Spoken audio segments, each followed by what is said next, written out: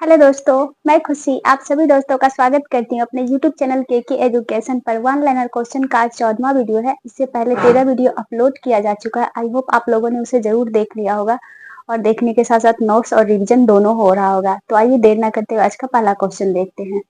आज का पहला क्वेश्चन क्या कह रहा है? आज का पहला क्वेश्चन कह रहा है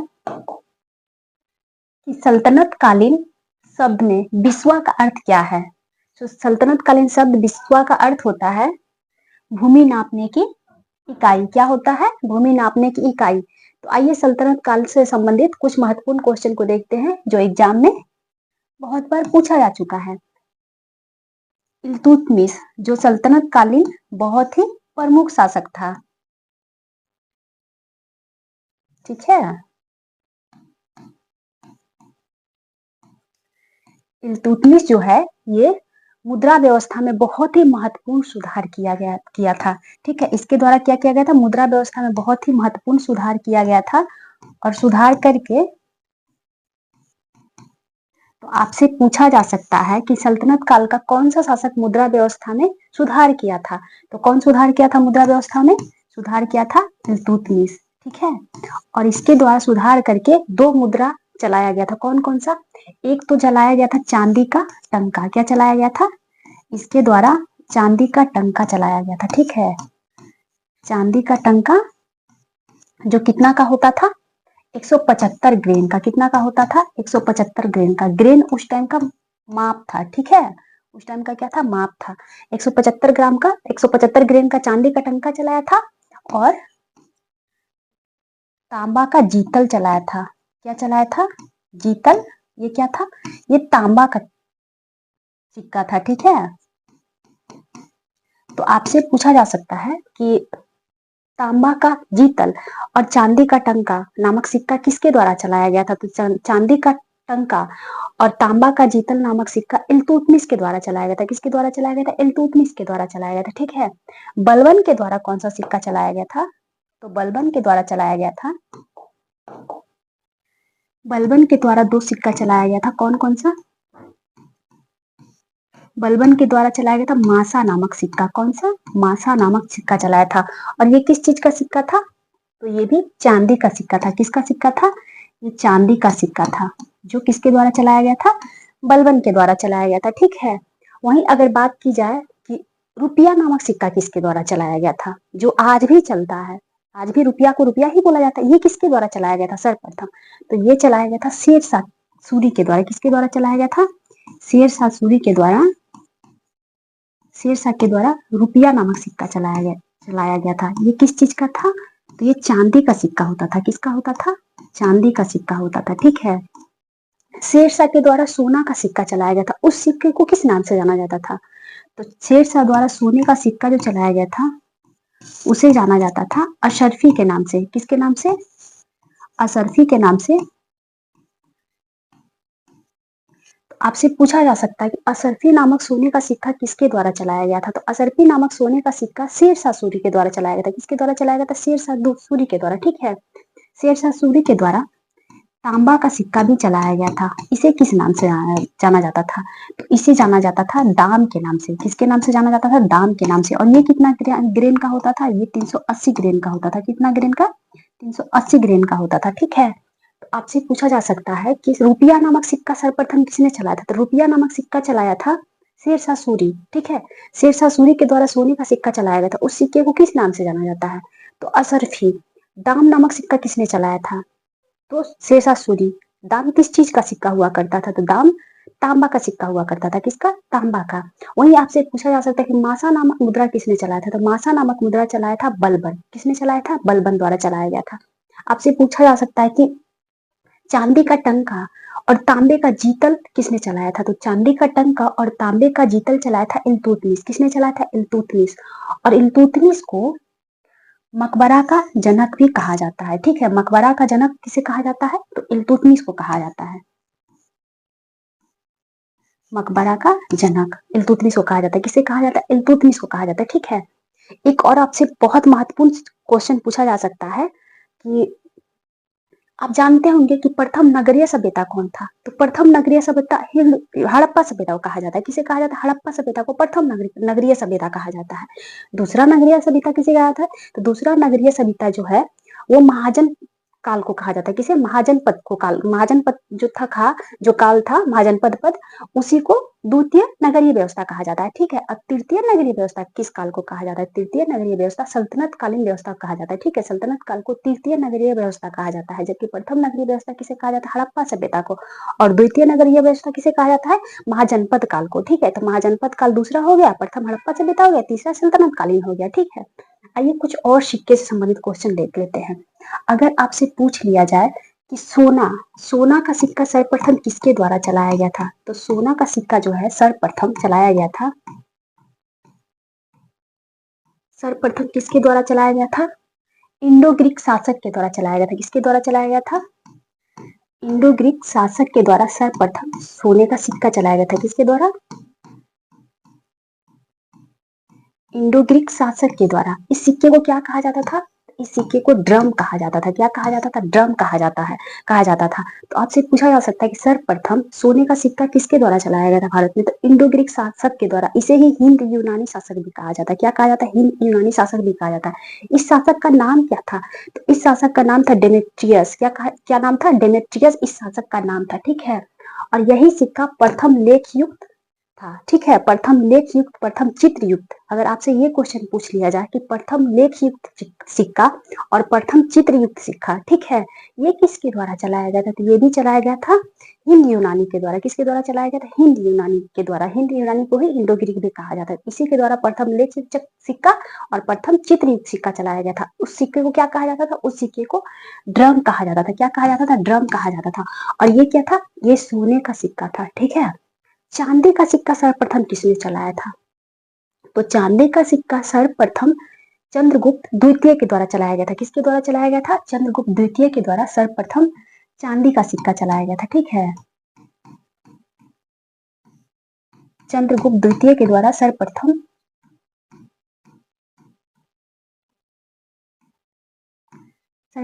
चांदी का सिक्का चलाया गया था। ठीक है।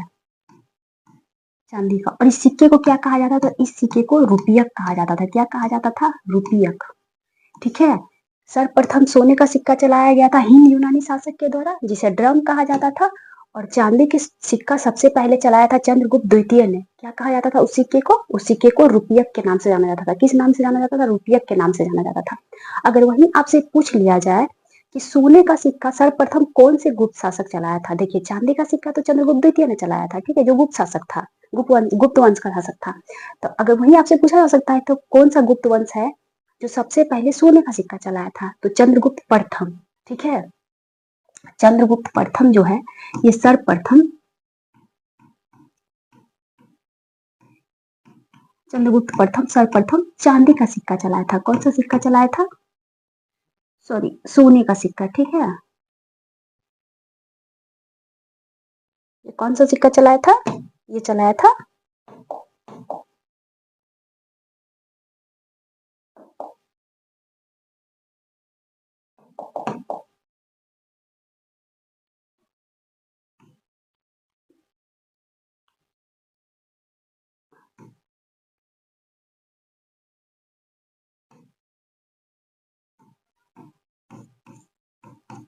सोने का। इसे क्या कहा जाता था?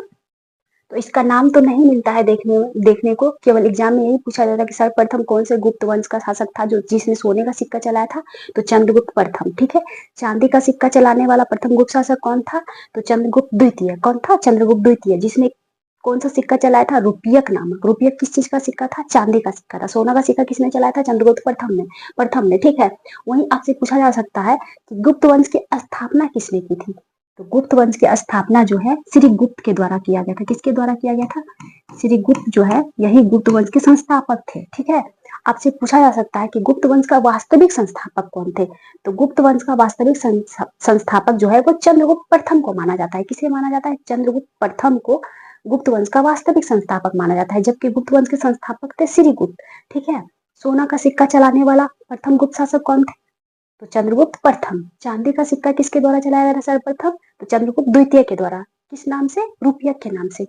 आपसे पूछा जा सकता है कि राजा रानी प्रकार का सिक्का किसके द्वारा चलाया गया था? तो राजा रानी प्रकार का सिक्का भी चंद्रगुप्त के द्वारा चलाया गया था। किसके द्वारा चलाया गया था? चंद्रगुप्त के द्वारा चलाया गया था। ठीक है, चंद्रगुप्त चंद्रगुप्त द्वितीय के द्वारा राजा रानी प्रकार का सिक्का चलाया गया था। वहीं अगर आपसे पूछा जा सकता है कि मुगल काल का कौन सा शासक है जिसने राजा रानी प्रकार का सिक्का चलाया था? तो वो जहांगीर था। ठीक है, जहांगीर के द्वारा राजा रानी प्रकार का सिक्का चलाया गया था। ठीक है, आइए नेक्स्ट क्वेश्चन देखते हैं। नेक्स्ट क्वेश्चन, आई होप आप लोग नोट डाउन जरूर कर लिए होंगे। तो नेक्स्ट क्वेश्चन देखते हैं। नेक्स्ट क्वेश्चन क्या कह रहा है हमारा?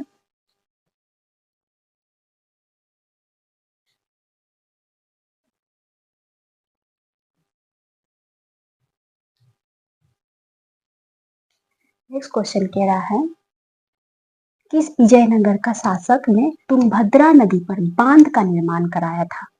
तो वो विजयनगर का कौन सा शासक था जिसने तुंगभद्रा नदी पर बांध का निर्माण करवाया था? देवराय प्रथम। कौन था? देवराय प्रथम ने तुंगभद्रा नदी पर बांध का निर्माण करवाया था। ठीक है, अगर वहीं आपसे पूछ लिया जाए कि विजयनगर का स्थापना किसके द्वारा किया गया था? तो विजयनगर का स्थापना जो है स्थापना करवाया गया था हरियर प्रथम और बुक्का प्रथम के द्वारा करवाया गया था। ठीक है, ये दो भाई थे, इन्हीं के द्वारा विजयनगर का स्थापना करवाया गया था। ठीक है, कब करवाया गया था? तो इसने स्थापना कब की थी? इसने स्थापना की थी 1336 में। कब किया था? 1336 में विजयनगर का स्थापना किया गया था। किसके द्वारा? हरियर प्रथम और बुक्का प्रथम के द्वारा। ठीक है, आइए देवराय प्रथम से कुछ क्वेश्चन निकालते हैं। आपसे पूछा जा सकता है कि निकोलो कॉन्टी जो है वो किसके शासनकाल में आया था? तो निकोलो कॉन्टी ये एक विदेशी यात्री था। ये आया था देवराय प्रथम के काल में। किसके काल में आया था निकोलो कॉन्टी? देवराय प्रथम के काल में निकोलो कॉन्टी विदेशी यात्री आया था। ठीक है, ये एक पुर्तगाली यात्री था। कौन था? ये एक पुर्तगाली यात्री था। ठीक है, वहीं आपसे पूछा जा सकता है अब्दुल रज्जाक किसके शासन काल में आया था? तो अब्दुल रज्जाक जो ये भी एक विदेशी यात्री है। अब्दुल रज्जाक ये आया था देवराय द्वितीय के काल में। किसके काल में आया था? देवराय द्वितीय के काल में आया था। ठीक है, देवराय द्वितीय के शासन काल में अब्दुल रज्जाक आया था, जबकि निकोलो कॉन्टी आया था देवराय प्रथम के शासन काल में। ठीक है, कृष्णदेव राय के काल में कौन आया था? कृष्णदेव राय इनके काल में आया था।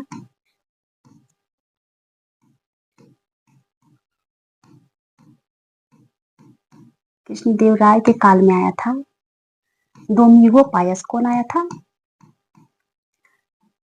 डोमिगो पायस ये एक पुर्तगाली यात्री था। ठीक है, निकोलो कॉन्टी ये पुर्तगाली नहीं, ये इटली का था। कहाँ का था? ये इटली का था। ठीक है, शायद मैं गलती से पुर्तगाल बोल रही, नहीं, ये इटली का निवासी था। डोमिगो पायस ये एक पुर्तगाली यात्री था। ठीक है, जो कृष्णदेव राय के काल में आया था। वहीं आपसे पूछा जा सकता है कि बारबोसा ये किसके शासन काल में आया था? तो बारबोसा भी कृष्णदेव राय के काल में आया था। ठीक है, और इसने इसने किसकी चर्चा की थी? तो बारबोसा ने भारत में हो रहे सती प्रथा का जिक्र किया था। इसने कहा था कि भारत में जब सती प्रथा मतलब सती को जलाया जाता था, किसी के हस्बैंड की मृत्यु हो जाने के बाद उसकी वाइफ को जिंदा जला दिया जाता था, तो कहा जाता था ऐसा कि उसे पूरी तरीके से शराब पिला दिया जाता था, इसके बाद जलाया जाता था, या फिर उसको जब जलाया जाता था उस टाइम पूरी तरीके से नगाड़े वगाड़े बजाया जाता था ताकि उसकी चीख की आवाज बाहर ना निकल सके। इस तरीके से किसी को सती किया जाता था। तो सती प्रथा का जिक्र किसके द्वारा किया गया था? सती प्रथा का जिक्र बारबोसा के द्वारा किया गया था। ठीक है, बारबोसा किसके शासन काल में भारत आया था? तो बारबोसा आया था कृष्णदेव राय के काल में। किसके काल में? कृष्णदेव राय के काल में भारत आया था। ठीक है, वहीं आपसे पूछा जा सकता है कि डोमिगो पायस किसके शासन काल में आया था? डोमिगो पायस पहला तो आपसे पूछा जा सकता है डोमिगो पायस कहाँ का निवासी था? तो ये पुर्तगाल का निवासी था। किसके शासन काल में आया था? तो ये आया था कृष्णदेव राय के शासन काल में। ठीक है, बारबोसा किसके काल में आया था? तो ये भी आया था कृष्णदेव राय के काल में। निकोलो कॉन्टी किसके शासन काल में आया था? तो निकोलो कॉन्टी देवराय प्रथम के शासन काल में आया था। ठीक है, वहीं आपसे पूछा जा सकता है कि अब्दुल रज्जाक किसके काल में आया था? तो अब्दुल रज्जाक जो है वो भी देवराय द्वितीय काल में आया था। ठीक है, वो देवराय द्वितीय काल में आया था, जबकि निकोलो कॉन्टी वो आया था देवराय प्रथम के काल में। ठीक है, और आपसे पूछा जा सकता है कि विजयनगर की स्थापना किसके द्वारा की गई थी? तो विजयनगर का स्थापना जो है वो किया गया था हरिहर प्रथम और बुक्का प्रथम के द्वारा। कब किया गया था? तो ये किया गया था 1336 ईस्वी में। इस समय सल्तनत काल का शासक कौन था? इस समय सल्तनत काल का शासक कौन था? मोहम्मद बिन तुगलक। कौन था? एमबीटी जिसे कहा जाता है, शॉर्ट फॉर्म में कहा जाता है एमबीटी, यानी कि मोहम्मद बिन तुगलक। मोहम्मद बिन तुगलक अपना एक काम के लिए बहुत फेमस है, सांकेतिक मुद्रा। आपसे कहा जा सकता है कि कौन सा सल्तनत कालीन शासक था जिसने सांकेतिक मुद्रा को चलाया था, ठीक है? तो सांकेतिक मुद्रा का चलन जो है वो मोहम्मद बिन तुगलक के द्वारा किया गया था, ठीक है? तो किस चीज का सांकेतिक मुद्रा चलाया था? वो चलाया था तांबा का, ठीक है? किसका चलाया था? तांबा का सांकेतिक मुद्रा मोहम्मद बिन तुगलक के द्वारा चलाया गया था, ठीक है? आइए नेक्स्ट क्वेश्चन देखते हैं। नेक्स्ट क्वेश्चन हमारा क्या कह रहा है? नेक्स्ट क्वेश्चन कह रहा है,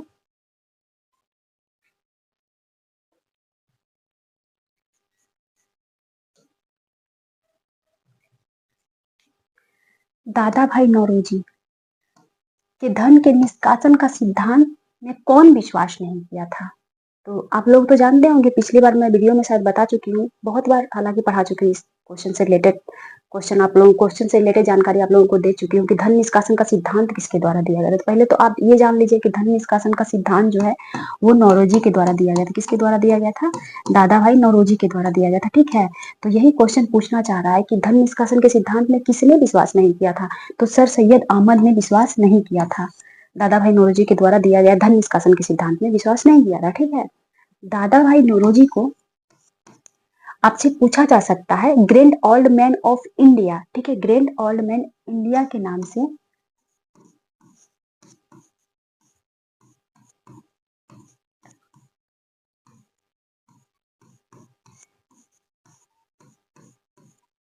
ऑफ इंडिया के नाम से किसे जाना जाता है? तो ये जाना जाता है नौरोजी को। किसे जाना जाता है? दादा भाई नौरोजी को जाना जाता है, ठीक है? क्या? Grand old man of India के नाम से किसे जाना जाता है? दादा भाई नौरोजी को। वहीं आपसे पूछा जा सकता है कि भारत का बिस्मार्क किसे कहा जाता है? तो भारत का बिस्मार्क भी दादा भाई नौरोजी को कहा जाता है। किसे कहा जाता है? दादा भाई नौरोजी को कहा जाता है। भारत का लौह पुरुष किसे कहा जाता है? तो भारत का लौह पुरुष भी दादा भाई नौरोजी को कहा जाता है। किसे कहा जाता है? भारत का लौह पुरुष दादा भाई नौरोजी को कहा जाता है, ठीक है? भारत का बिस्मार्क किसे कहा जाता है? तो भारत का बिस्मार्क किसे कहा जाता है? दादा भाई नौरोजी को कहा जाता है, ठीक है? किसे कहा जाता है? दादा भाई नौरोजी को कहा जाता है।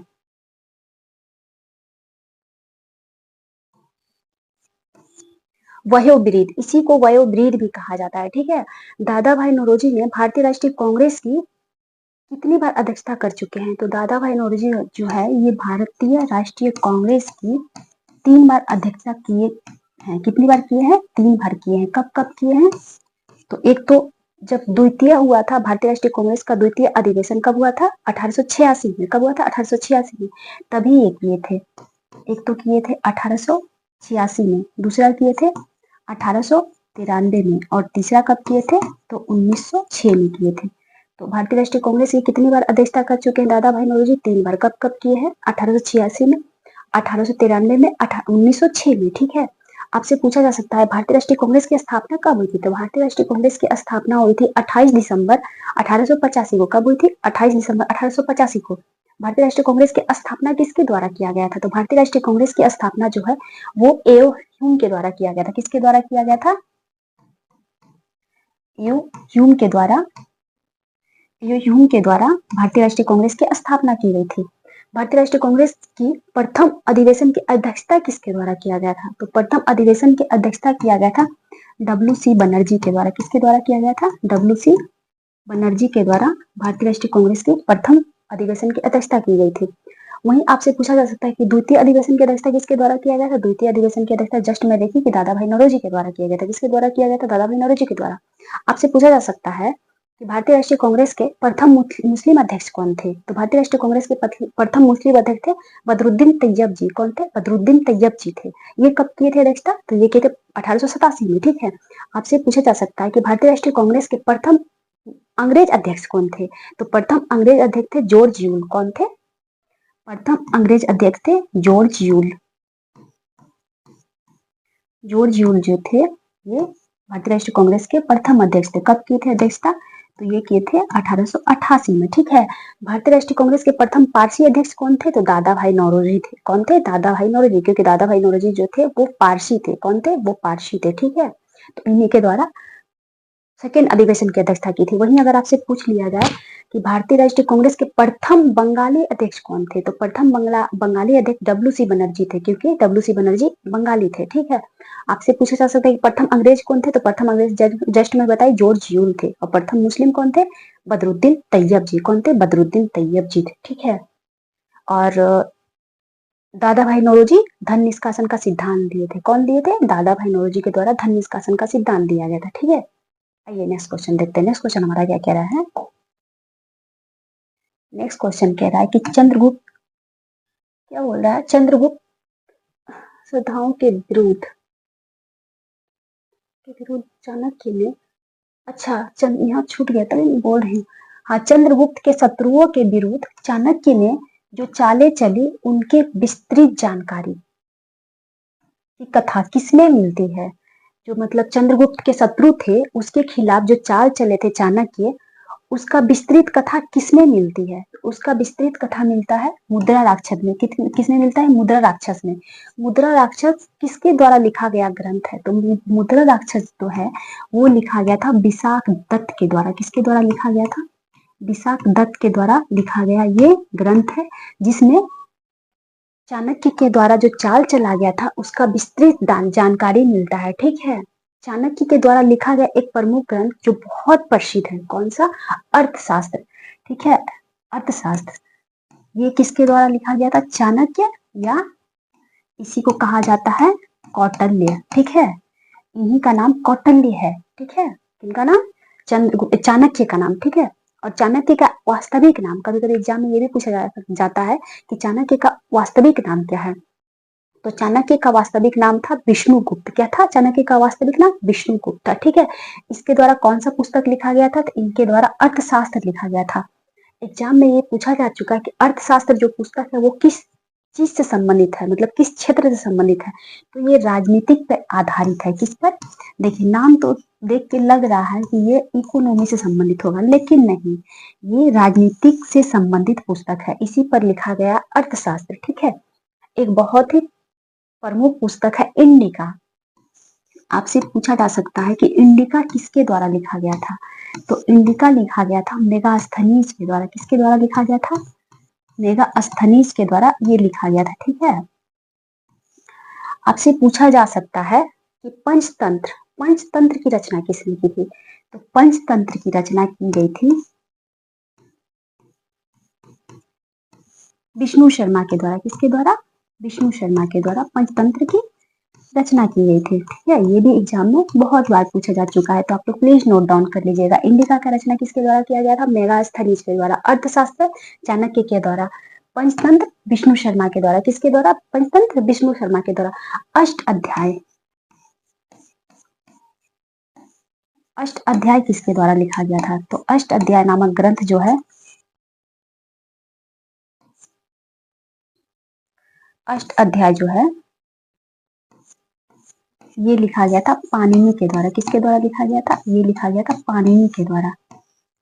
किसके द्वारा? पाणिनि के द्वारा अष्ट अध्याय पुस्तक लिखा गया था, ठीक है। पंचतंत्र विष्णु शर्मा के द्वारा। इंडिका मेगास्थनीज के द्वारा। अर्थशास्त्र किसके द्वारा? चाणक्य के द्वारा। किस पर आधारित है? राजनीतिक पर आधारित है। मुद्रा राक्षस किसके द्वारा लिखा गया? तो मुद्रा राक्षस विशाख दत्त के द्वारा लिखा गया था। किसके द्वारा? विशाख दत्त के द्वारा, ठीक है। आइए नेक्स्ट क्वेश्चन देखते हैं। नेक्स्ट क्वेश्चन हमारा क्या कह रहा है? नेक्स्ट क्वेश्चन कह रहा है हड़प्पा लिपि में बड़े आकार के 10 चिन्हों वाला एक शिलालेख कहाँ से प्राप्त हुआ है? तो ये कहाँ से प्राप्त हुआ है? ये धौलावीरा से प्राप्त हुआ है। कहाँ से प्राप्त हुआ है? धौलावीरा से। धौलावीरा एक और चीज के लिए बहुत ही प्रसिद्ध है। किसके लिए? तो जल प्रबंधन। यहाँ का जो जल प्रबंधन था ये हड़प्पा काल में सबसे उन्नत किस्म का जल प्रबंधन था, ठीक है। यहाँ का जल प्रबंधन बहुत ही उन्नत किस्म का था। आपसे पूछा जा सकता है कि हड़प्पा सभ्यता में किस जगह से स्टेडियम का प्रमाण मिला है? तो स्टेडियम का प्रमाण भी धौलावीरा से मिला है। कहाँ से मिला है स्टेडियम का प्रमाण?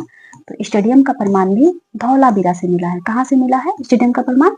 तो धौलावीरा से मिला है। जल प्रबंधन कहाँ का उन्नत किस्म का था? तो धौलावीरा का था। कहाँ का था? धौलावीरा का। ठीक है।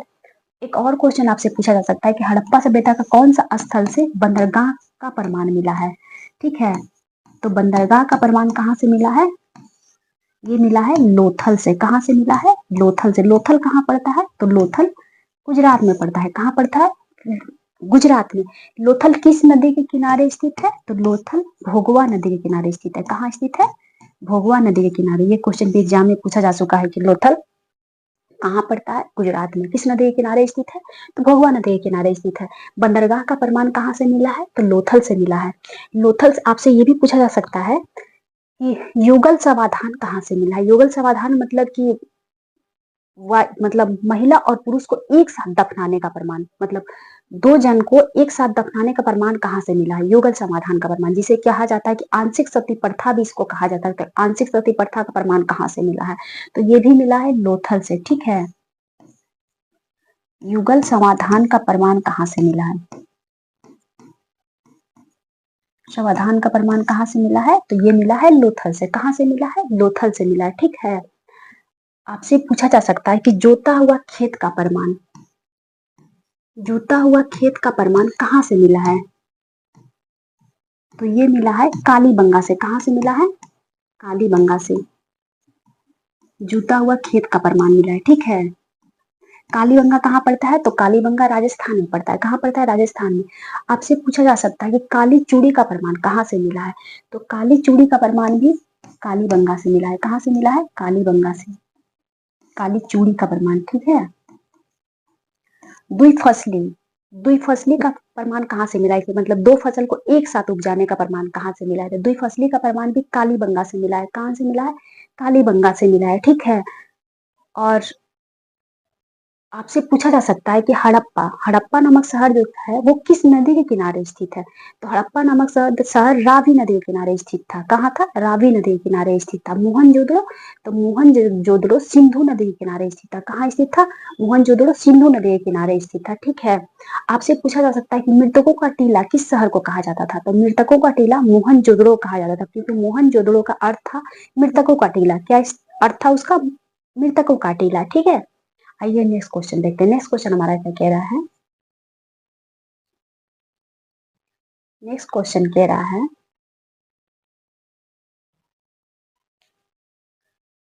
गुलरुखी शीर्षक से फारसी कविताएं लिखने वाला सुल्तान कौन था? मतलब गुलरुखी नाम से कविता लिखता था, वो कौन सा शासक था जो गुलरुखी नाम से कविता लिखा करता था? वो था सिकंदर लोदी। कौन था? सिकंदर लोदी के द्वारा गुलरुखी नाम से कविता लिखा जाता था। ठीक है, सिकंदर लोदी, ये लोदी वंश का शासक था। किसका शासक था? लोदी वंश का शासक था। इसी के द्वारा 1504 में आगरा शहर का स्थापना करवाया गया था। किसका? आगरा शहर का स्थापना करवाया गया था। तो आगरा, आपसे पूछा जा सकता है क्वेश्चन में कि आगरा शहर का स्थापना किसके द्वारा किया गया था? तो आगरा शहर का स्थापना सिकंदर लोदी के द्वारा किया गया था। कब किया गया था?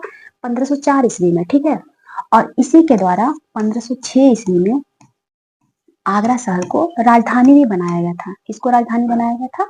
आगरा शहर को 1506 में राजधानी के रूप में भी बनाया गया था। ठीक है, आपसे पूछा जा सकता है कि लोदी वंश का संस्थापक कौन था? तो लोदी वंश का संस्थापक बहलोल लोदी था। कौन था? बहलोल लोदी के द्वारा लोदी वंश का स्थापना किया गया था। लोदी वंश का अंतिम शासक कौन था? तो लोदी वंश का अंतिम शासक था इब्राहिम लोदी। कौन था? लोदी वंश का अंतिम शासक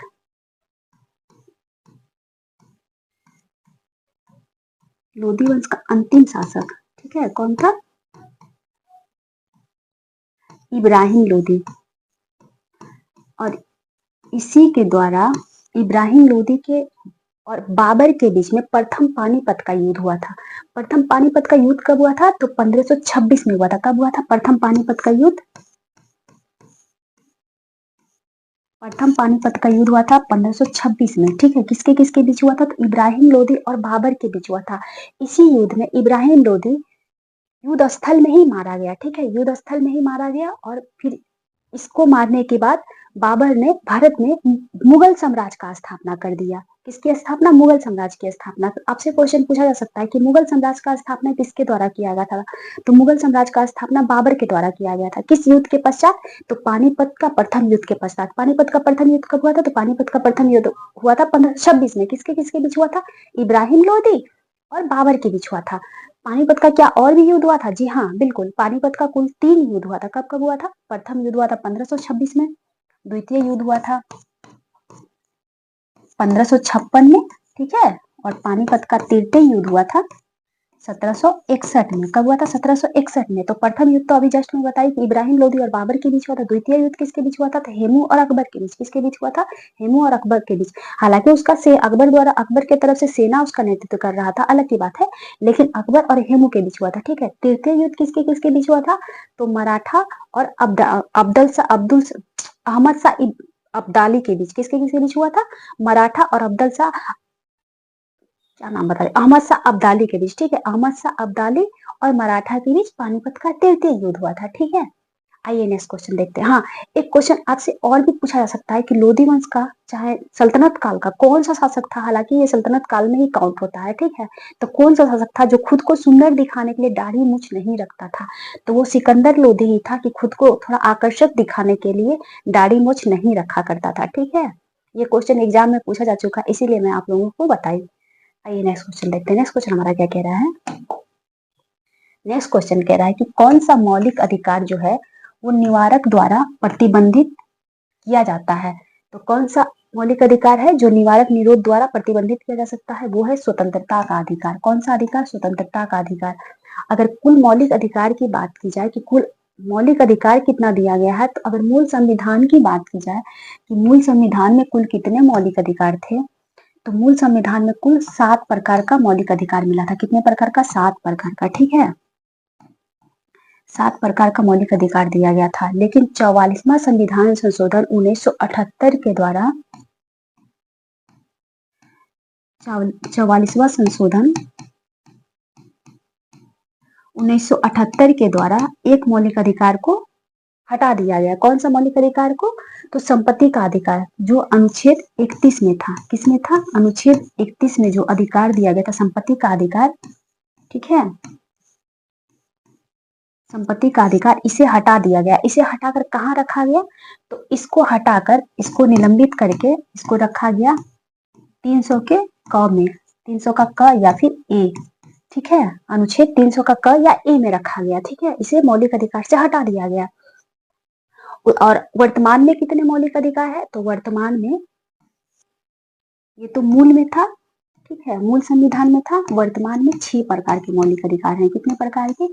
6 प्रकार के हैं। कौन कौन से? आइए देख लेते हैं। एक तो है 14 से 18 स्वतंत्रता का अधिकार। कौन सा अधिकार? स्वतंत्रता का अधिकार। एक है 19 से 22।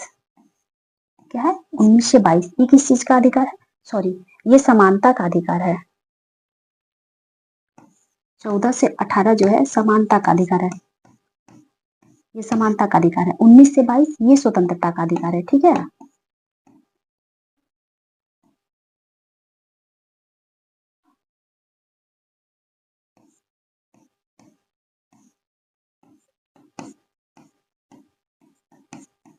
स्वतंत्रता का अधिकार 23 से 24। 23 से 24 किसका अधिकार है? तो ये दिया गया शोषण के विरुद्ध अधिकार। किसका है? शोषण के विरुद्ध, ठीक है, शोषण के विरुद्ध अधिकार है। एक कौन है? 25 से 28। 25 से 28 किसका अधिकार है? तो 25 से 28 जो है वो आपको दे दिया गया धार्मिक स्वतंत्रता का अधिकार। किसका दिया गया है? धार्मिक स्वतंत्रता का अधिकार, ठीक है, 25 से 28। इसके बाद आपको 29 से 30, 29 से 30 आपको अधिकार दिया गया। ये शैक्षिक संस्थानों से रिलेटेड है, ठीक है, सांस्कृतिक या फिर शैक्षिक संस्थानों की उससे संबंधित स्वतंत्रता का अधिकार दिया गया। एक दिया गया है अनुच्छेद 32, ठीक है। कौन सा? अनुच्छेद 25। ये क्या दिया? इस संवैधानिक उपचारों का अधिकार। जैसे कि मान लीजिए आपका मौलिक अधिकार का हनन हो रहा है, तो आर्टिकल 32 के तहत सुप्रीम कोर्ट 5 प्रकार का रिट जारी करता है। पिछले वीडियो में रिट के बारे में विस्तार पूर्वक बता दी हूँ, ठीक है, तो आप लोग पिछला वीडियो देख लीजिएगा, अच्छे से समझ में आ जाएगा आप लोगों को, ठीक है। तो अनुच्छेद 32 के तहत सुप्रीम कोर्ट 5 प्रकार का रिट जारी करता है। अनुच्छेद 226 के तहत हाई कोर्ट 5 प्रकार का रिट जारी करता है। जब आपका मौलिक अधिकार का हनन होता है तो आप डायरेक्ट सुप्रीम कोर्ट जाके अपील कर सकते हैं। किस आर्टिकल के तहत? आर्टिकल 32 के तहत। आर्टिकल 31 से पहले हमारा मौलिक अधिकार था, लेकिन इसे कब हटा दिया गया? तो इसे हटा दिया गया 44वां संविधान संशोधन 1978 के द्वारा, हटाकर अनुच्छेद 300 के क में रख दिया गया, ठीक है। तो फिलहाल कितने प्रकार का स्वतंत्रता का अधिकार है?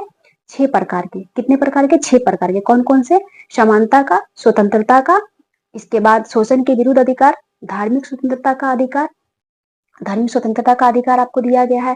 फिर जाके सांस्कृतिक से संबंधित अल्पसंख्यकों को अधिकार दिया गया है।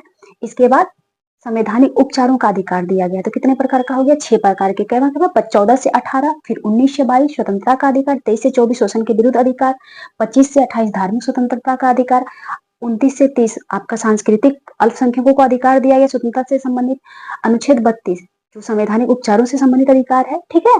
तो ये 6 प्रकार के अधिकार हो गए कुल।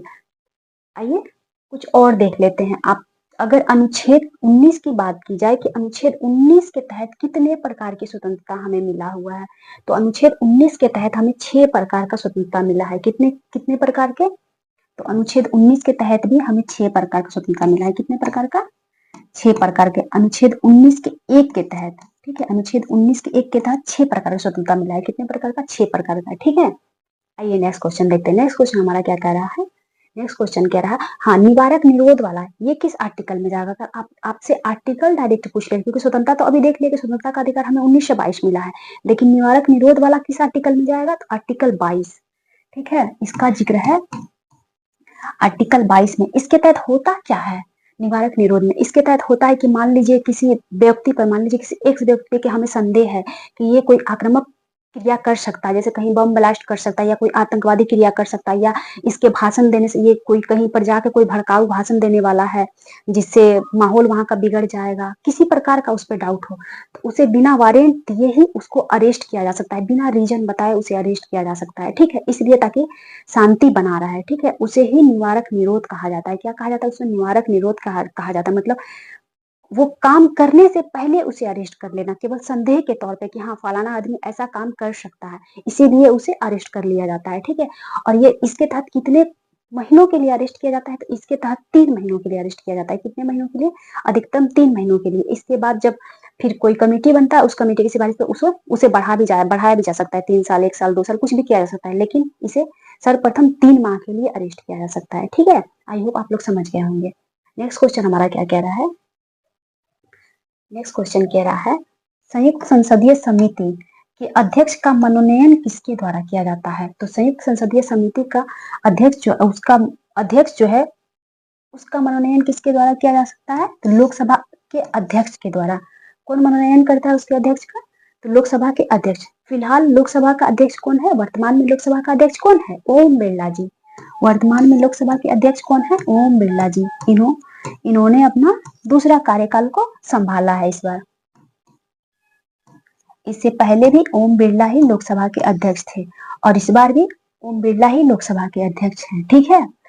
संयुक्त संसदीय समिति में आपसे पूछा जा सकता है कि संयुक्त संसदीय समिति में कुल सदस्यों की संख्या कितनी होती है? तो कुल सदस्यों की संख्या होती है 45, ठीक है, जिसमें लोकसभा का 30 होता है, ठीक है, और राज्यसभा का 15 होता है। कितना होता है? लोकसभा का 30 और राज्यसभा का 15 होता है, यानी कि संयुक्त संसदीय समिति में कुल 45 सदस्य होता है। कितना होता है? 45 सदस्य होता है।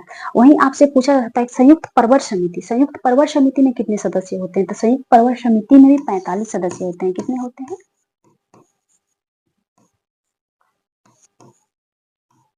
संयुक्त प्रवर समिति, इसमें सदस्यों की संख्या कितनी होती है? इसमें भी 45 होती है। और कैसे कैसे? तो इसमें भी 30 लोकसभा का होता है और 15 राज्यसभा का सदस्य होता है, यानी कि संयुक्त प्रवर समिति में 45 सदस्य होता है और संयुक्त संसदीय समिति में भी 45 सदस्य होता है, ठीक है। केवल संसदीय समिति आपसे पूछ लिया, केवल संसदीय समिति में कितने सदस्य होते हैं? तो केवल संसदीय समिति में 30 सदस्य होते हैं, लेकिन संयुक्त अगर ऐड कर दिया जाए तो 45 सदस्य होते हैं, क्योंकि संयुक्त में 15 राज्यसभा का होता है और 30 लोकसभा का होता है, ठीक है। लेकिन संसदीय समिति में अलग से बना जाता है। लोकसभा में अलग संसदीय समिति बनता है जिसमें 30 सदस्य होता है, और राज्यसभा में अलग संसदीय समिति बनता है जिसमें 30 सदस्य केवल राज्यसभा का होता है, ठीक है। लेकिन जब संयुक्त होता है तो दोनों का सदस्य कंबाइंड हो जाता है, ठीक है। 30 इसका लोकसभा का और 15 राज्यसभा का, ठीक है। आई होप आप लोग समझ गए होंगे। एक और बहुत ही महत्वपूर्ण क्वेश्चन पूछा जाता है कि संयुक्त अधिवेशन का अध्यक्षता कौन करता है। तो संयुक्त अधिवेशन का अध्यक्षता जो है वो लोकसभा अध्यक्ष के द्वारा किया जाता है। किसके द्वारा किया जाता है संयुक्त अधिवेशन का अध्यक्षता?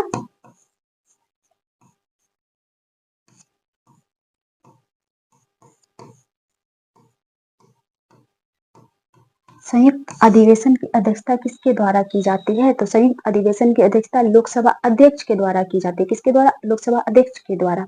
संयुक्त अधिवेशन की चर्चा किस आर्टिकल में किया गया है? तो संयुक्त अधिवेशन की चर्चा आर्टिकल 108 में किया गया है। कितने में? आर्टिकल 108 में संयुक्त अधिवेशन की चर्चा की गई है। अध्यक्षता किसके द्वारा की जाती है?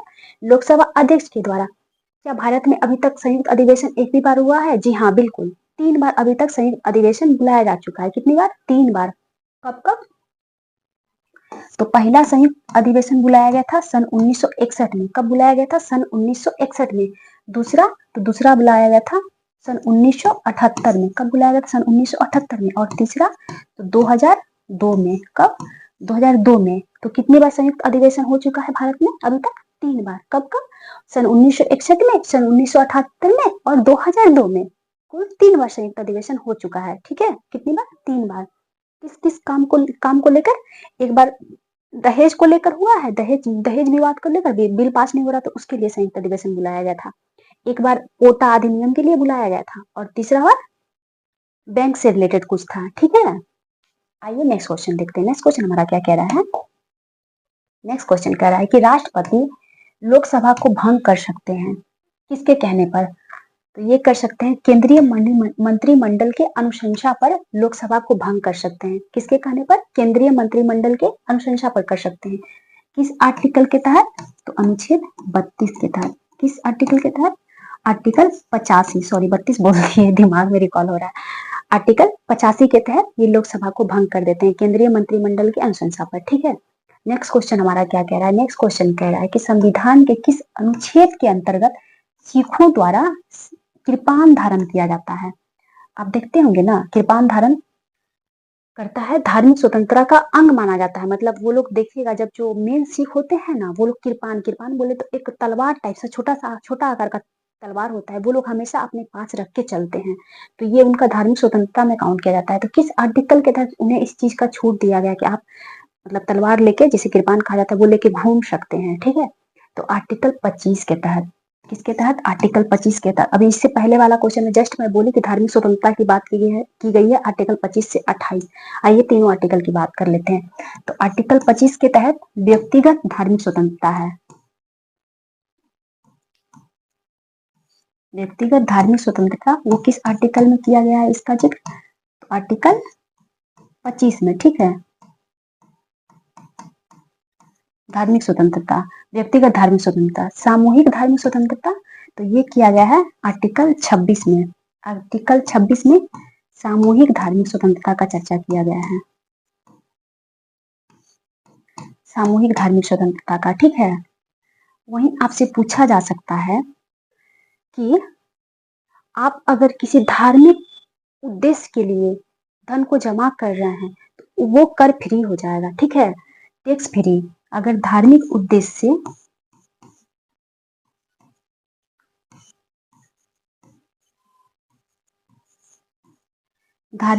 से जमा धन पर कर नहीं लगता है, ठीक है, कर नहीं लगाया जाता है। किस आर्टिकल के तहत? तो आर्टिकल 27 के तहत। किस आर्टिकल के तहत? आर्टिकल 27 के तहत धार्मिक उद्देश्य के लिए जमा धन पर टैक्स नहीं लगता है, ठीक है।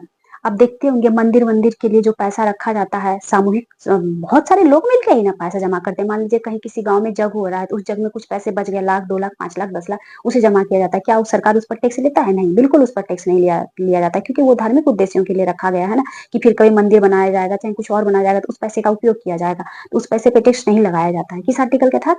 आर्टिकल 27 के तहत। ठीक है, आर्टिकल 28 में क्या कहा गया है? क्योंकि धार्मिक स्वतंत्रता तो 25 से 28 में दिया गया, तो आर्टिकल 28 क्या कहा रहा है? तो आर्टिकल 28 कह रहा है कि आप किसी भी सरकारी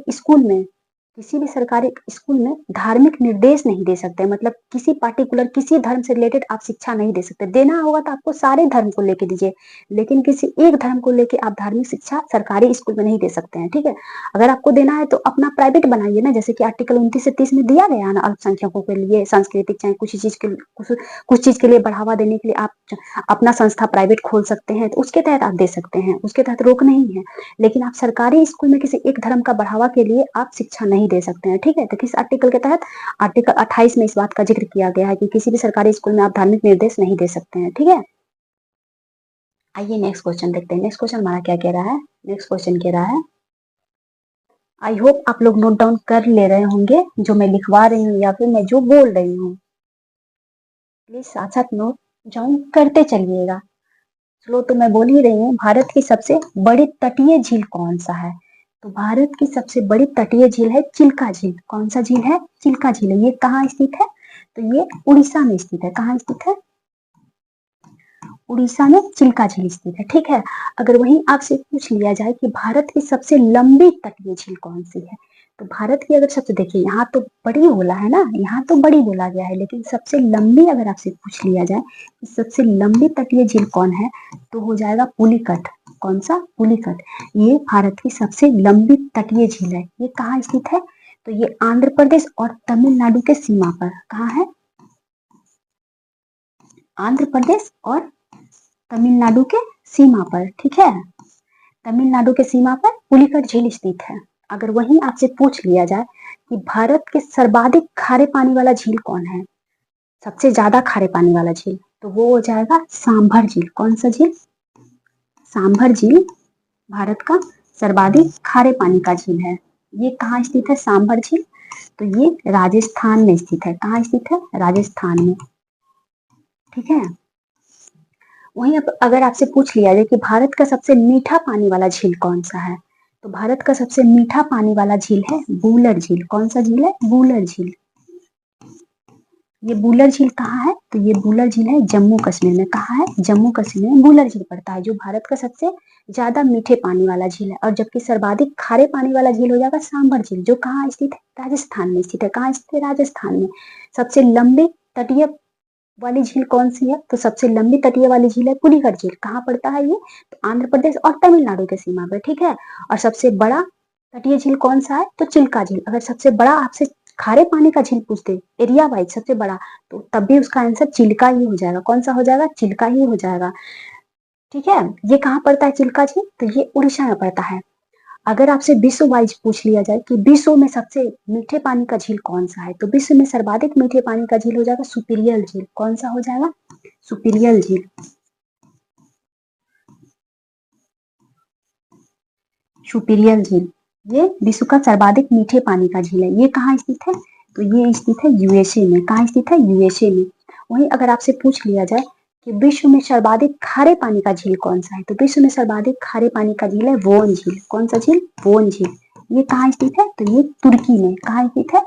तुर्की में स्थित है वोन झील, जो विश्व का सर्वाधिक खारे पानी का झील है। अगर वहीं आपसे पूछ लिया जाए कि विश्व का सर्वाधिक बड़ा झील कौन सा है, खारे पानी का सर्वाधिक बड़ा झील, तब हो जाएगा कैस्पियन सागर। कौन सा हो जाएगा? कैस्पियन सागर। सागर नाम सुन के इसको सागर मत समझिएगा, ये एक झील है। कैस्पियन सागर एक झील है। क्या है? ये झील है। ठीक है, सबसे बड़ा झील कौन सा है विश्व का? तो कैस्पियन सागर। ये किस प्रकार का झील है? खारे पानी का झील है। सर्वाधिक खारे पानी का झील कौन सा है विश्व में? तो वोन झील है। कहाँ स्थित है? तुर्की में। विश्व का सर्वाधिक मीठे पानी का झील कौन सा है? सुपीरियल झील। कहाँ स्थित है? यूएसए में। भारत की बात की जाए कि भारत में सर्वाधिक खारे पानी का झील कौन है? सबसे ज्यादा खारे पानी का झील, तो वो है सांबर झील। कहाँ पड़ता है? राजस्थान में। सबसे ज्यादा मीठा पानी का झील कौन सा है? सर्वाधिक मीठे पानी का झील भारत में, तो बुलर झील। कहाँ स्थित है? जम्मू कश्मीर में। कहाँ स्थित है? जम्मू कश्मीर में। पेरियार झील कहाँ स्थित है? तो पेरियार झील केरल में स्थित है। कहाँ स्थित है? केरल में स्थित है।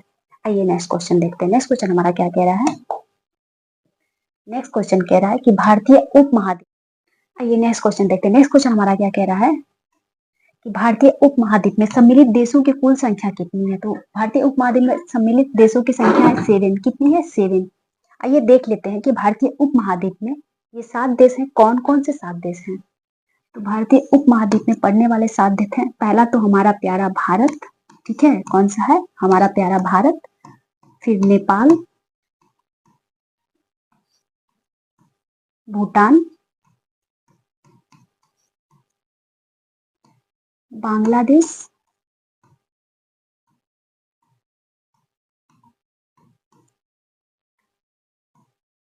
पाकिस्तान,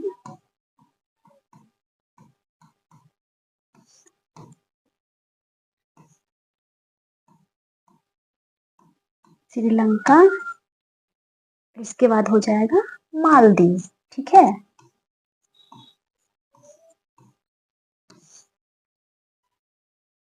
ये 7 देश जो हैं वो भारतीय उपमहाद्वीप में पड़ते हैं। कौन से? भारतीय उपमहाद्वीप में पड़ने वाला देश कौन सा है? भारत, नेपाल, भूटान, पाकिस्तान, बांग्लादेश, श्रीलंका और मालदीव। ये टोटल भारतीय उपमहाद्वीप में काउंट होते हैं, ठीक है। अगर आपसे पूछ लिया जाए कि भारतीय उपमहाद्वीप में, अभी तो आप देख ले कि भारतीय उपमहाद्वीप में कौन कौन से देश पड़ते हैं, तो इससे संबंधित क्वेश्चन और आपसे क्या पूछा जा सकता है कि भारतीय उपमहाद्वीप में बहने वाली सबसे लंबी और चौड़ी नदी कौन सी है? तो सबसे लंबी और चौड़ी नदी हो जाएगी ब्रह्मपुत्र। कौन सी? सबसे लंबी और चौड़ी नदी भारतीय उपमहाद्वीप के, तो हो जाएगा ब्रह्मपुत्र, ठीक है, ब्रह्मपुत्र नदी हो जाएगी।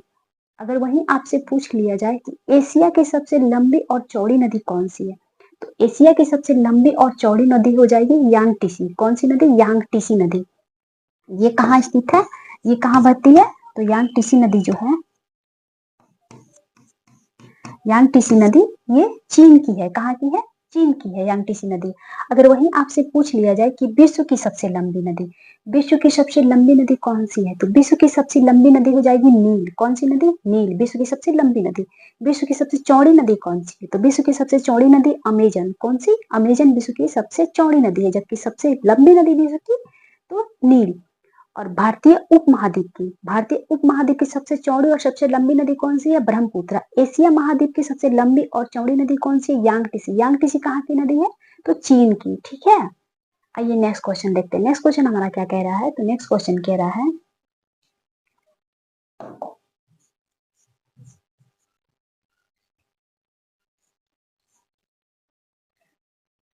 मैकाल पहाड़ी की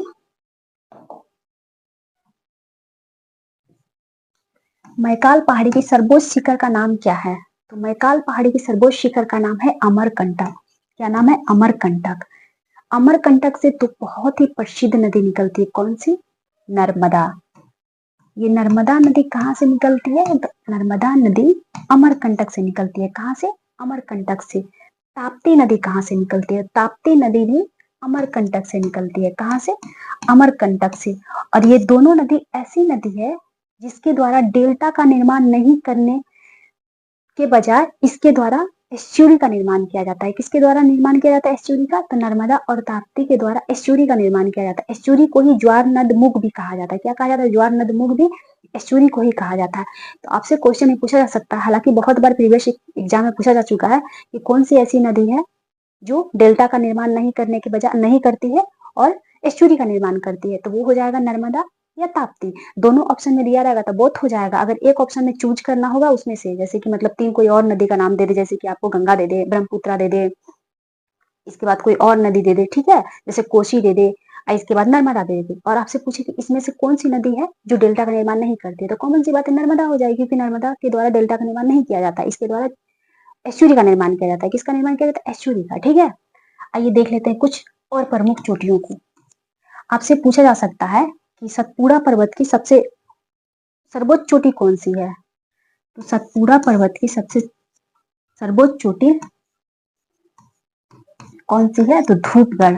धूपगढ़ किसकी सर्वोच्च चोटी है? तो धूपगढ़ सर्वोच्च चोटी है सतपुड़ा पर्वत की। किसकी? सतपुड़ा की सर्वोच्च चोटी धूपगढ़ है, ठीक है। नीलगिरी पर्वत की सर्वोच्च चोटी कौन सी है? तो नीलगिरी की सर्वोच्च चोटी है दोदा बेटा। कौन सी है? दोदा बेटा। किसकी सर्वोच्च चोटी है? दोदा बेटा, तो नीलगिरी की, ठीक है। वहीं अगर आपसे पूछ लिया जाए कि दक्षिण भारत का सर्वोच्च चोटी कौन सा है, तो दक्षिण भारत का सर्वोच्च चोटी अनाईमुडी है। कौन सा? अनाईमुडी। अनाईमुडी किसकी सर्वोच्च चोटी है? तो अनाईमुडी अन्नामलाई पर्वत की। किसकी? अन्नामलाई पर्वत की सर्वोच्च चोटी कौन सी है? तो अनाईमुडी। अनाईमुडी, और यही दक्षिण भारत की सर्वोच्च चोटी भी है, ठीक है। दक्षिण भारत की सर्वोच्च चोटी भी कौन सी है? अन्नाईमुडी। अन्नाईमुडी किसकी सर्वोच्च चोटी? अन्नामलाई की। और दूसरा दक्षिण भारत की सर्वोच्च चोटी भी अन्नाईमुडी। आपसे पूछा जा सकता है कि नीलगिरी की सर्वोच्च चोटी कौन सा है, तो नीलगिरी की सर्वोच्च चोटी दोदा बेटा। कौन सा? दोदा बेटा। सतपुड़ा का सर्वोच्च चोटी, सतपुड़ा का सर्वोच्च चोटी धूपगढ़। कौन सा है? धूपगढ़ सतपुड़ा की सर्वोच्च चोटी है। आपसे पूछा जा सकता है कि अरावली पर्वत की, अरावली पर्वत की सर्वोच्च चोटी कौन सा है, तो अरावली पर्वत की सर्वोच्च चोटी गुरु शिखर। कौन सा? गुरु शिखर अरावली पर्वत की सर्वोच्च चोटी है, ठीक है। आइए नेक्स्ट क्वेश्चन देख लेते हैं। हाँ, एक बहुत ही महत्वपूर्ण क्वेश्चन पूछा जाता है कि दक्षिणी तट और पूर्वी तट का मिलन बिंदु क्या है, तो दक्षिणी तट और पूर्वी तट का मिलन बिंदु है नीलगिरी पर्वत। क्या है? नीलगिरी दक्षिणी और दक्षिणी भाग और पूर्वी भाग का मिलन बिंदु है, ठीक है। नेक्स्ट क्वेश्चन हमारा क्या कह रहा है?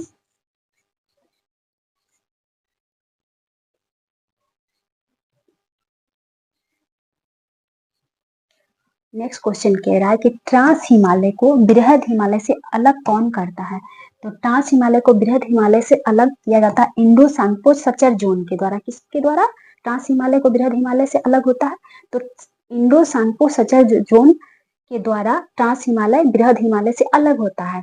अगर वही आपसे पूछ लिया जाए कि बृहद हिमालय लघु हिमालय से अलग होता है किसके द्वारा, तो ये जो है ट्रांस हिमालय बोल रहे हैं, बृहद हिमालय लघु हिमालय से अलग होता है मेन सेंट्रल थ्रस्ट के द्वारा। किसके द्वारा? मेन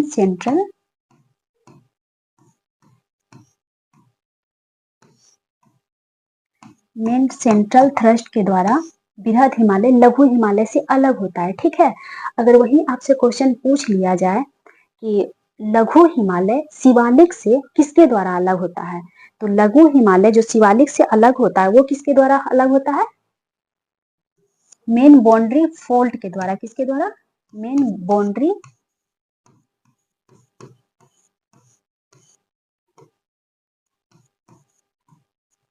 फोल्ड के द्वारा लघु हिमालय शिवालिक से अलग होता है। तो देखिए ट्रांस हिमालय बृहद हिमालय से अलग होता है किसके द्वारा? इंडो सांगपो सचर जोन के द्वारा, ठीक है। बृहद हिमालय लघु हिमालय से किसके द्वारा अलग होता है? मेन सेंट्रल थ्रस्ट के द्वारा। किसके द्वारा? मेन सेंट्रल थ्रस्ट के द्वारा, ठीक है। जबकि लघु हिमालय शिवालिक हिमालय से किसके द्वारा अलग होता है? मेन बाउंड्री फोल्ड के द्वारा। किसके द्वारा? मेन बाउंड्री फोल्ड के द्वारा। इससे ज्यादा क्वेश्चन इससे संबंधित नहीं पूछा जाता है, ठीक है।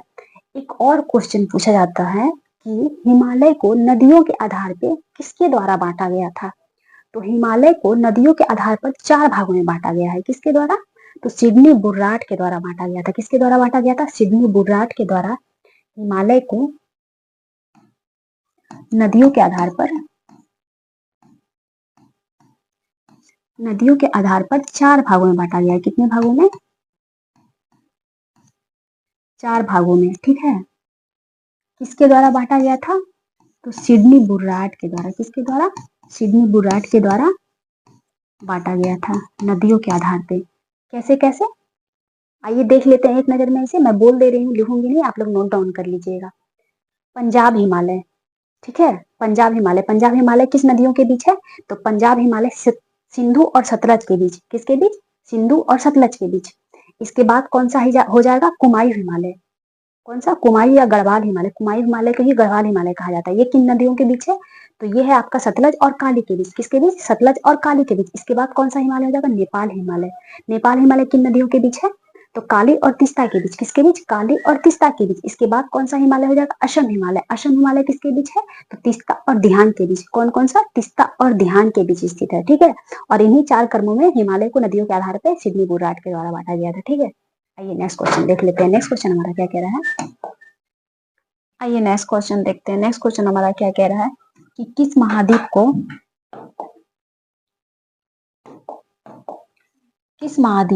अग्निद्वीप के नाम से जाना जाता है? किस महाद्वीप को अग्निद्वीप के नाम से जाना जाता है? आइसलैंड को। किसे जाना जाता है? आइसलैंड को अग्निद्वीप के नाम से जाना जाता है।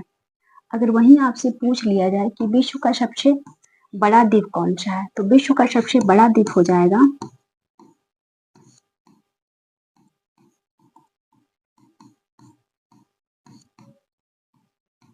सबसे बड़ा द्वीप हो जाएगा ग्रीनलैंड। कौन सा हो जाएगा? ग्रीनलैंड विश्व का सबसे बड़ा द्वीप है। ठीक है।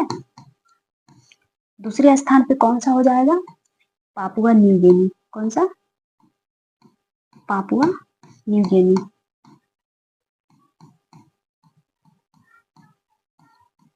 तीसरे स्थान पे कौन सा हो जाएगा पापुआ न्यू गिनी के बाद? बोर्नियो। कौन सा हो जाएगा? बोर्नियो।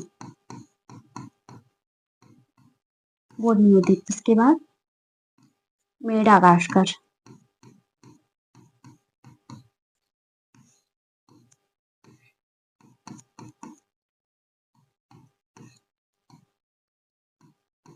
बैफिन की खाड़ी।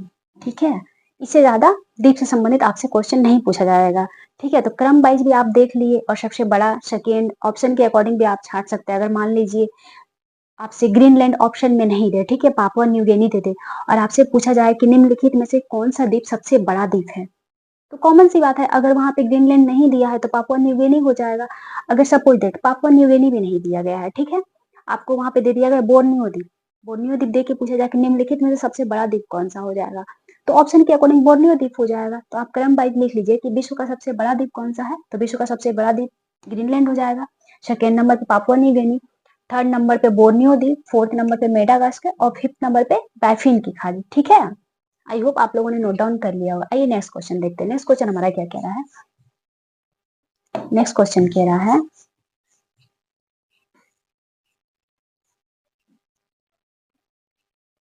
विश्व का सबसे बड़ा लैंडलॉक देश कौन सा है? तो विश्व का सबसे बड़ा लैंडलॉक देश कौन सा है? कजाकिस्तान। कौन सा देश है? कजाकिस्तान। लैंडलॉक का मतलब है कि स्थल रूप देश। ठीक है। जो चारों तरफ जो है स्थल से घिरा घिरा हो, एक तरफ से भी वो समुद्र से घिरा नहीं हो, उसे ही लैंडलॉक देश कहा जाता है। ठीक है। तो क्या भारत लैंडलॉक देश है? नहीं, भारत लैंडलॉक देश नहीं है। ठीक है। तो विश्व का सबसे बड़ा लैंडलॉक देश कौन सा है? विश्व का सबसे बड़ा लैंडलॉक देश हो जाएगा कजाकिस्तान। कौन सा देश है? कजाकिस्तान। ठीक है। आइए नेक्स्ट क्वेश्चन देखते हैं। नेक्स्ट क्वेश्चन हमारा क्या कह रहा है? तो नेक्स्ट क्वेश्चन कह रहा है कुचिकल जलप्रपात किस नदी पर स्थित है? तो कुचिकल जलप्रपात वराही नदी पर स्थित है। किस नदी पर स्थित है? वराही नदी पर स्थित है। अगर आपसे पूछ लिया जाए कि भारत का सबसे ऊंचा जलप्रपात कौन सा है, तो भारत का सबसे ऊंचा जलप्रपात भी कुचिकल जलप्रपात है। कौन सा है? भारत का सबसे ऊंचा जलप्रपात कुचिकल जलप्रपात किस नदी पर स्थित है? तो वराही नदी पर स्थित है। ठीक है। अगर वही आपसे पूछ लिया जाए कि भारत का सबसे बड़ा जलप्रपात कौन है, तो जैसे ही ऊंचा ना पूछ के सबसे बड़ा पूछ लिया जाए आपसे, सबसे बड़ा भारत का कौन सा जलप्रपात है, तो इसका आंसर हो जाएगा जोग या गरशोप्पा। इसी को जोग भी कहा जाता है या गरशोप्पा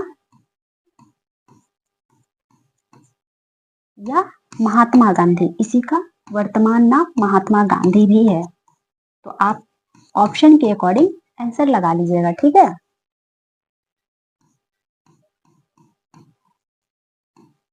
महात्मा गांधी। तो भारत का सबसे बड़ा जलप्रपात कौन सा है? भारत का सबसे बड़ा जलप्रपात जोग या गरशप्पा या महात्मा गांधी। ऑप्शन में जो रहेगा उसके अकॉर्डिंग हो जाएगा। ठीक है। तीनों एक ही का नाम है। और भारत का सबसे ऊंचा जलप्रपात कौन है? तो कुचिकल जलप्रपात किस नदी पर स्थित है? वराही नदी पे। जोग या गरशोप्पा जलप्रपात किस नदी पर स्थित है? श्रावस्ती नदी पर। किस नदी पर? श्रावस्ती नदी पर ये स्थित है। ठीक है।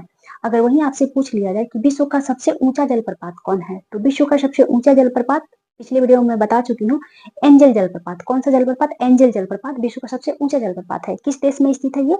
तो वेनेजुएला में। ठीक है। किस देश में स्थित है? वेनेजुएला में। क्या? विश्व का सबसे ऊंचा जलप्रपात। अगर वहीं आपसे पूछ लिया जाए कि विश्व का न्यागरा नियाग्रा जो है वो विश्व का सबसे चौड़ा जलप्रपात है। क्या है? विश्व का सबसे चौड़ा जलप्रपात कौन सा है? तो विश्व का सबसे चौड़ा जलप्रपात नियाग्रा जलप्रपात है। कौन सा? नियाग्रा जलप्रपात, ठीक है। जबकि विश्व का सबसे ऊंचा जलप्रपात एंजल जलप्रपात। भारत का सबसे ऊंचा जलप्रपात कुचिकल जलप्रपात किस नदी पर स्थित है? वराही नदी पर। भारत का सबसे बड़ा जलप्रपात जोग या गरसोप्पा या महात्मा गांधी, ठीक है। और किस नदी पर स्थित है जोग या गरसोप्पा या महात्मा गांधी? तो श्रावस्ती नदी पर। किस नदी पर? श्रावस्ती नदी पर। आइए नेक्स्ट क्वेश्चन देखते हैं। नेक्स्ट क्वेश्चन हमारा क्या कह रहा है? नेक्स्ट क्वेश्चन कह रहा है कि पौधे में ऊर्जा का अंतिम स्रोत क्या है? तो पौधे में ऊर्जा का अंतिम स्रोत है सूर्य का प्रकाश। क्या है? सूर्य का प्रकाश, ठीक है। अगर आपसे पूछ लिया जाए कि पौधे द्वारा किसका उत्पादन किया जाता है? ग्लूकोज का। किसका? ग्लूकोज का। ग्लूकोज का C6H12O6, ये किसका फॉर्मूला है? ग्लूकोज का है, ठीक है। पौधे पौधे का उपोत्पाद क्या है? तो पौधे द्वारा उपोत्पाद अगर आपसे पूछ ले, पौधे का ग्लूकोज जो है ये पौधे का उत्पाद है, लेकिन पौधे का उपोत्पाद पूछ लिया जाए, ये क्वेश्चन में पूछा जा चुका है कि पौधे का उपोत्पाद क्या है, तो ये हो जाएगा ऑक्सीजन। क्या हो जाएगा? ऑक्सीजन पौधे का उपोत्पाद हो जाएगा। जबकि उत्पाद अगर आपसे पूछ लिया जाए तो उत्पाद हो जाएगा ग्लूकोज। क्या हो जाएगा? ग्लूकोज, ठीक है। आइए नेक्स्ट क्वेश्चन देख लेते हैं। नेक्स्ट क्वेश्चन हमारा क्या कह रहा है? नेक्स्ट क्वेश्चन कह रहा है कि अस्थि मज्जा, ओके इसे मिटा लेती हूँ ताकि लिखने में फिर सुविधा हो। अस्थि मज्जा में मौजूद कौन सा हार्मोन आरबीसी के उत्पादन को बढ़ाता है? तो अस्थि मज्जा में कौन सा हार्मोन ऐसा है जो आरबीसी के उत्पादन को बढ़ावा देता है? एरिथ्रोपोइटिन। कौन सा हार्मोन है? एरिथ्रोपोइटिन। ये हार्मोन का स्रावन कहाँ से होता है? तो ये हार्मोन का स्रावन होता है किडनी द्वारा। किसके द्वारा? किडनी द्वारा ये हार्मोन का स्रावन होता है। कौन सा हार्मोन का? एरिथ्रोपोइटिन हार्मोन का स्रावन होता है, ठीक है। और ये इसका कार्य क्या है? तो इसका कार्य है आरबीसी के उत्पादन को बढ़ाना, ठीक है, इंक्रीज करना। अगर आपसे क्वेश्चन पूछ लिया जाए कि पहाड़ों पर चढ़ने पर आरबीसी की संख्या में क्या होता है? डिक्रीज होता है या इंक्रीज होता है? तो पहाड़ों पर चढ़ने के बाद, पहाड़ों पर क्या, किसी भी ऊंचाई स्थान पर अगर आप चढ़ोगे ना तो आपकी आरबीसी की संख्या बढ़ते जाता है। क्यों बढ़ते जाता है? क्योंकि आरबीसी का काम ही क्या है? आरबीसी का काम है ऑक्सीजन का परिवहन करना। क्या काम है? ऑक्सीजन का परिवहन करना। और जब भी हम हाइट पे चढ़ते हैं तो हमारा ऑक्सीजन का डिमांड बढ़ जाता है। ऑक्सीजन के डिमांड बढ़ने के कारण आरबीसी का जो संख्या है वो बढ़ते जाता है। तो आपसे पूछा जाता है क्या आरबीसी का साइज इंक्रीज होता है? नहीं, आरबीसी का साइज नहीं बढ़ता है, आरबीसी का संख्या बढ़ता है। कहाँ? ऊंचाई पर चढ़ने के बाद। इसीलिए आप देखे होंगे कि जो पहाड़ पे रहता है ना उसका फेस एकदम लाल लाल दिखता है। क्यों दिखता है? क्योंकि उसमें आरबीसी की संख्या ज्यादा होता है, क्योंकि वो ऊंचाई पे रहता है, वो हाइट पे रहता है, चढ़ते उतरते रहता है ना, इसलिए उसे आरबीसी की ज्यादा आवश्यकता पड़ती है। इसीलिए आरबीसी की संख्या उसमें ज्यादा होती है। जो जमीन पे रहता है, जो मैदानी क्षेत्र में रहता है, उसमें पहाड़ों पे रहने वालों की अपेक्षा आरबीसी की संख्या थोड़ी कम होती है, ठीक है। तो कौन सा हार्मोन है जो आरबीसी के उत्पादन को बढ़ावा देता है? एरिथ्रोपोइटिन। एरिथ्रोपोइटिन का उत्पादन कहाँ से होता है? आई मेरा कहने का मतलब है कि एरिथ्रोपोइटिन का स्रावन कहाँ से होता है? तो इसका स्रावन होता है किडनी के द्वारा। कहाँ से होता है? किडनी के द्वारा होता है, ठीक है। आरबीसी की कमी से कौन सा बीमारी होती है? तो आरबीसी की कमी से इस्कीमिया रोग हो जाता है। कौन सा रोग? इस्कीमिया रोग हो जाता है। जबकि लोहा की कमी से कौन सा बीमारी होता है? तो लोहा की कमी से कौन सा बीमारी होता है? एनीमिया रोग होता है। कौन सा? एनीमिया रोग, ठीक है। आइए नेक्स्ट क्वेश्चन देखते हैं। नेक्स्ट क्वेश्चन हमारा क्या कह रहा है? नेक्स्ट क्वेश्चन कह रहा है कि वृषण में कौन सा हार्मोन मुक्त किया जाता है? तो वृषण द्वारा कौन सा हार्मोन मुक्त किया जाता है? टेस्टोस्टेरोन। कौन सा हार्मोन? टेस्टोस्टेरोन। इसके बारे में विस्तार पूर्वक मैं पिछला वीडियो में बता चुकी हूँ। आइए फिर से एक बार बता देती हूँ। टेस्टोस्टेरोन हार्मोन जो है ये एक पुरुष हार्मोन है। कौन सा हार्मोन है?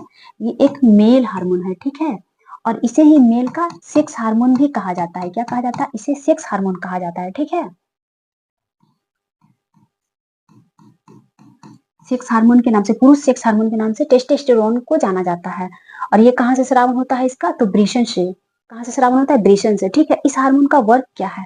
तो इस हार्मोन का वर्क है, जैसे कि आप देखते होंगे 11-12 साल का लड़का जो होता है, जैसे बच्चा होता है 11-12 साल को, उसके तो उसकी आवाज में थोड़ी सी मोटापन आ जाता है। मतलब आवाज आप दूर से पकड़ लो कि लड़का बोल रहा है कि लड़की बोल रहा है। जब तक वो छोटा रहता है उसका आवाज इक्वल रहता है, लेकिन बड़े होने के बाद उसकी आवाज में थोड़ी सी भारीपन आ जाती है। किसके कारण? इस हार्मोन के कारण। 11-12 साल के बाद लड़कों में मोच दाढ़ी आना स्टार्ट हो जाता है। किस हार्मोन के कारण? इसी हार्मोन के कारण। किसके कारण? टेस्टोस्टेरोन हार्मोन के कारण। ठीक है, उसके शरीर में जितनी बदलाव आती है इसी हार्मोन के कारण आती है। ठीक है, किस हार्मोन के कारण? टेस्टोस्टेरोन के कारण। ठीक है, आइए नेक्स्ट क्वेश्चन देखते हैं। नेक्स्ट क्वेश्चन हमारा क्या कह रहा है? नेक्स्ट क्वेश्चन कह रहा है कि कौन सा हार्मोन बच्चे के जन्म के बाद दूध बनने की प्रक्रिया को उत्तेजित करता है? कौन सा हार्मोन है जो दूध बनने की प्रक्रिया को उत्तेजित करता है? Prolactin hormone. कौन सा हार्मोन है? प्रोलैक्टिन। क्वेश्चन पे ध्यान दीजिएगा कि दूध श्रावण की बात नहीं कर रहा है, दूध बनने की प्रक्रिया की बात कर रहा है। ठीक है, अगर श्रावण की बात कर दी, यही क्वेश्चन में अगर ये रहता है कि कौन सा हार्मोन दूध के श्रावण को या निष्कासन को बढ़ावा देता है, तो ऑक्सीटोसिन हो जाता। ठीक है, कौन सा हार्मोन हो जाता? तो ऑक्सीटोसिन हो जाता। लेकिन यहाँ बनने की प्रक्रिया को उत्तेजित करता है, इसीलिए प्रोलैक्टिन हार्मोन हो जाएगा। कौन सा हार्मोन हो जाएगा? Prolactin hormone. आइए इससे संबंधित कुछ और क्वेश्चन को देख लेते हैं। अगर माँ की दूध की बात की जाए तो माँ के दूध में क्या पाया जाता है? माँ के दूध को किस नाम से जाना जाता है? तो माँ ये क्वेश्चन एग्जाम में पूछा जा चुका है कि माँ के दूध को किस नाम से जाना जाता है? इसे कोलेस्ट्रोन के नाम से जाना जाता है। किस नाम से? इसे जाना जाता है कोलेस्ट्रोन के नाम से।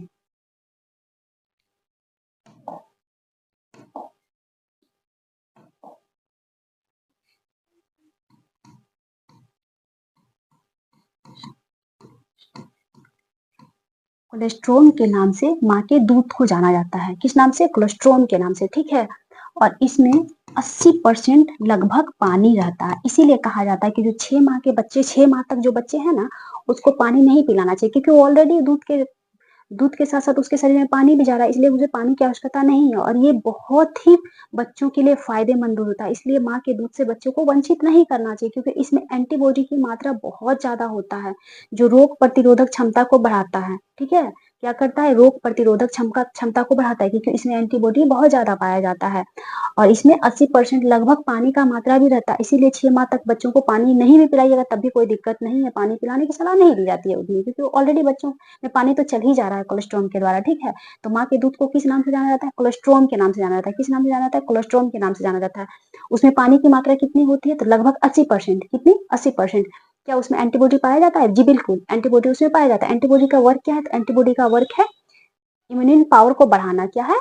रोग प्रतिरोधक क्षमता को बढ़ाने का काम करता है दूध, माँ का दूध। ठीक है, अगर वहीं आपसे पूछ दिया जाए कि माँ के दूध के स्रावन को कौन बढ़ाता है, तो ऑक्सीटोसिन हार्मोन। कौन सा हार्मोन?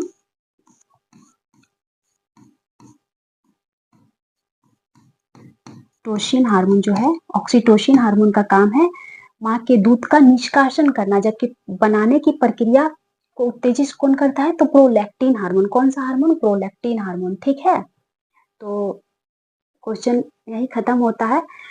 हाँ, शायद मैं एक क्वेश्चन में आप लोगों को, मुझे ऐसा लग रहा है कि मैं फर्स्ट वाला क्वेश्चन में कुछ गलत बता दी हूँ। आइए उसको सही कर लेते हैं, तो एक क्वेश्चन के कारण बच्चों का रिजल्ट। यहाँ पर शायद मैं आप लोगों को ये बता देती कि भारत का बिस्मार्क दादा भाई नौरोजी कहा जाता है, नहीं, grand old man of India ये कहा जाता है दादा भाई नौरोजी को। वयोवृद्ध ये दादा भाई नौरोजी को कहा जाता है, लेकिन भारत का बिस्मार्क कहा जाता है सरदार वल्लभ भाई पटेल को। किसे कहा जाता है? भारत का बिस्मार्क, तो भारत का बिस्मार्क कहा जाता है सरदार वल्लभ भाई पटेल को। किसे? सरदार पटेल को भारत का बिस्मार्क कहा जाता है। ठीक है, भारत का